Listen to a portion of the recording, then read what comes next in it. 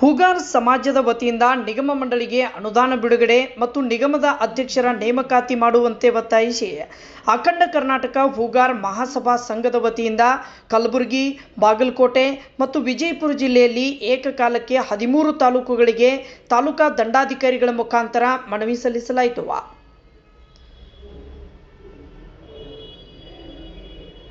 ಸಮಾಜದ ಸಂಘಟನೆ ರಾಜ್ಯಾಧ್ಯಕ್ಷ ಬಸವರಾಜ್ ಹೂಗಾರ್ ಅವರ ಆದೇಶದ ಮೇರೆಗೆ ಈ ಮನವಿಯನ್ನು ಸಲ್ಲಿಸಲಾಯಿತು.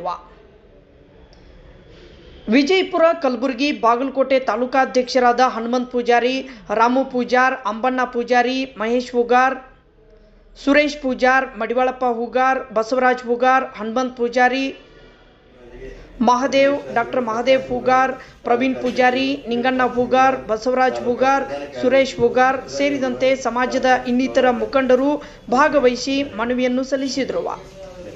ವರದಿ ಶ್ರೀಶೈಲ್ ಹೂಗಾರ್. ಗ್ರಹಚಾರ ದೋಷ, ಆರ್ಥಿಕ ಅಡಚಣೆ, ವ್ಯಾಪಾರದಲ್ಲಿ ನಷ್ಟ, ನಿರುದ್ಯೋಗ, ಸಾಂಸಾರಿಕ ವಿರಸ, ಸ್ತ್ರೀ ಪ್ರೇಮ, ವಶೀಕರಣ, ಬೆಂಬಿಡದ ರೋಗ ರುಜಿನಗಳು, ವಿದೇಶ ಪ್ರಯಾಣ, ಸಕಲ ಸಂಪತ್ತಿದ್ದರೂ ಮನಃಶಾಂತಿಗೆ ಕೊರತೆ, ಹೀಗೆ ಸಮಸ್ಯೆಗಳು ಯಾವುದೇ ಇರಲಿ ಪರಿಹಾರ ಶತಸಿದ್ಧ.